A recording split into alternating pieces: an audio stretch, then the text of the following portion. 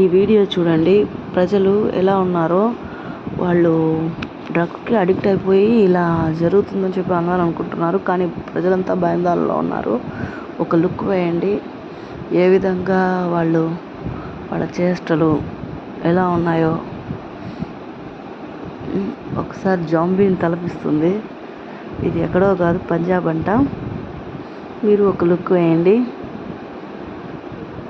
చూడడానికి భయంకరంగా ఉంది. ఎవరికి రాకూడదు ఇది దుస్థితి.